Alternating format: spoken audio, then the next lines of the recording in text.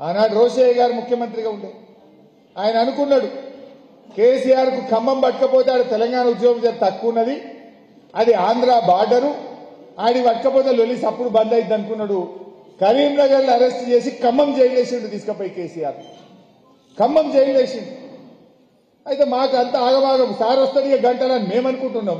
ధన్మని arrest చేసిందని తెలవంగానే మనం అందరం వేల మంది ఉన్నాం.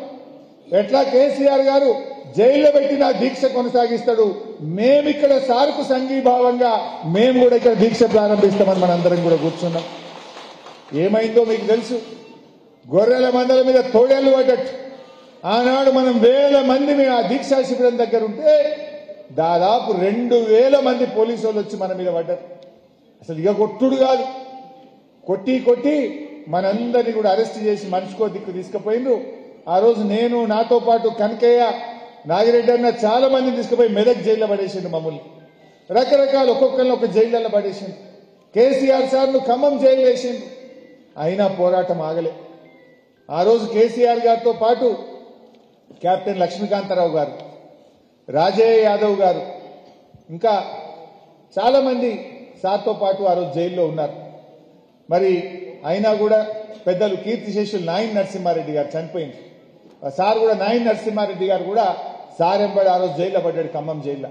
నాయన్ నరసింహారెడ్డి గారు, కెప్టెన్ లక్ష్మీకాంతారావు గారు, రాజయ్య యాదవ్ గారు ఖమ్మంలో సార్ వెంట జైల్లో అరెస్ట్ అయి ఉన్నారు ఆ రోజు. అయినా సార్ జైల్లో దీక్ష కొనసాగించింది. దీక్ష ఢిల్లీలో ఖమ్మం జైల్లో సార్ కొనసాగించింది. ఉద్యమం తీవ్రమైంది. శ్రీకాంతాచారి తమ్ముడు ఎల్బీ నగర్ చౌరస్తాలో పెట్రోల్ పోసుకొని పాపం ఆ రోజు సాయంత్రం ఆయన కూడా ఆత్మహత్య ప్రయత్నం చేసింది. ఉద్యమం ఖమ్మంలో ఉద్యమం ఉండదని ఆనాటి ఆంధ్ర ప్రభుత్వం అనుకుంటే ఖమ్మంలో అడ్వకేట్లు, ఉద్యోగులు, ఉపాధ్యాయులు, విద్యార్థులు పెద్ద ఎత్తున ఖమ్మంలో ఉద్యమాన్ని శ్రీకారం చుట్టింది. మేము కూడా అందరం వారి బయలుదేరినాం. ఖమ్మం పోతుంటే మమ్మల్ని కూడా అరెస్ట్ చేసి ఖమ్మం రూరల్ పోలీస్ స్టేషన్లో పడేసింది. సార్ దగ్గరికి పోనిచ్చే ప్రయత్నం చేయలేదు. చాలా ఉధృతమైంది. తర్వాత డిసెంబర్ 3వ తారీఖు నాడు కేసీఆర్ గారి ఆరోగ్యం క్షీణిస్తుంది, ఏమన్నా జరిగితే బదనామవుతాం అనుకున్నారో ఏమనుకున్నారో ఖమ్మం నుంచి నిమ్స్ ఆసుపత్రికి డిసెంబర్ 3వ తారీఖు నాడు కేసీఆర్ గారిని తెచ్చింది. అయితే ఇది ఎందుకు జరిగింది అంటే కేసీఆర్ గారు రాజకీయ ప్రక్రియను ప్రయత్నం చేసింది. రాజకీయ ప్రక్రియలో తెలంగాణ దేవాలంటే పొత్తు పెట్టుకున్న కాంగ్రెస్ పార్టీ ఇస్తానని చెప్పి మోసం చేసింది. ఒక్క ఓటు 2 రాష్ట్రాలని ఢిల్లీలో అధికారంలోకి వచ్చిన బీజేపీ మోసం చేసింది. పొత్తు పెట్టుకున్న తెలుగుదేశం ఎన్నికల ముందు జై తెలంగాణ అని, ఎన్నికల తర్వాత నై తెలంగాణ అని తెలుగుదేశము మోసం చేసింది. రాజకీయ పార్టీలు మోసం చేస్తుంటే అప్పుడు కేసీఆర్ ఆలోచన చేసి గాంధీజీ గారు అనుసరించిన సత్యాగ్రహ పద్ధతిలోనే నేను కూడా నిరాహార దీక్ష పడతానని చెప్పి గాంధీ గారి మార్గంలో మరొక ఉద్యమానికి శ్రీకారం చుట్టిండు కేసీఆర్. ఆ నిరాహార దీక్ష బలమేందో, ఆ నిరాహార దీక్ష అస్త్రంలో ఎంత బలం ఉంటుందో కేసీఆర్ చూపించిండు. కేసీఆర్ ఆమరణ నిరాహార దీక్ష సబ్బండ వర్గాలను ఒకటి చేసింది. అన్ని వర్గాల ప్రజలు, ఉద్యోగులు, ఉపాధ్యాయులు, విద్యార్థులు, యూనివర్సిటీలు, కాలేజీలు, మహిళలు, లాస్ట్కు పాత కాయిదాలు ఎరుకుంటోళ్ళు, పాత సీసాలు అమ్మేటోళ్ళు, అన్ని సంఘాలు కూడా రోడ్డు మీదకి వచ్చి మా తెలంగాణ మాకు కావాలని నిర్ణయించింది. పార్టీలకు అతీతంగా అందరూ రోడ్ల మీదకి వచ్చింది. డిసెంబర్ 3న హైదరాబాద్ నిమ్స్ ఆసుపత్రికి కేసీఆర్ గారు తెస్తే ఆయన రోజు రోజుకు ఆరోగ్యం క్షీణిస్తా ఉంది. 7 రోజులైంది, 8 రోజులైంది, 9 రోజులైంది. మనిషికి ఏమైతుందో ఆందోళన పట్టుకున్నది. అందరిలో ఉత్కంఠ నెలకొన్నది. టీవీల్లో చూస్తున్నటువంటి మహిళలు, ఉద్యమకారులు కేసీఆర్ చూసి చాలా మంది కళ్ళల్లో నీళ్లు పెట్టుకున్నారు. అయ్యో ఈ మనిషికి ఏమన్నా అవుతుందా బక్కపలుచున్నాడు.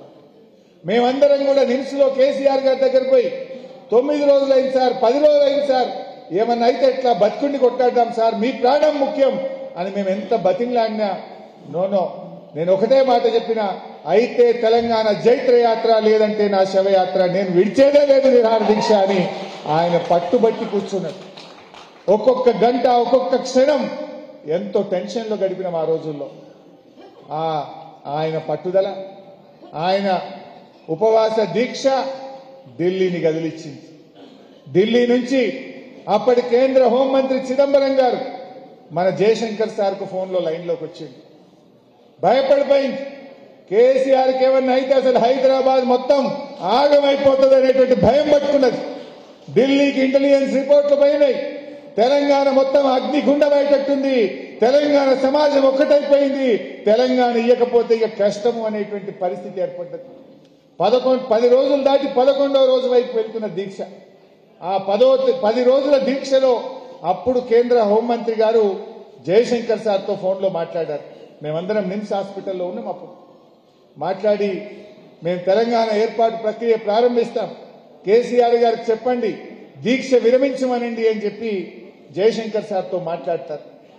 జయశంకర్ గారు వచ్చి కేసీఆర్ గారికి చెప్పారు, ఇట్లా ఫోన్ వచ్చింది సార్ అంటే, ఈ ఫోన్లు గీన్లు నేను నమ్మను, ప్రకటన రావాల్సిందే.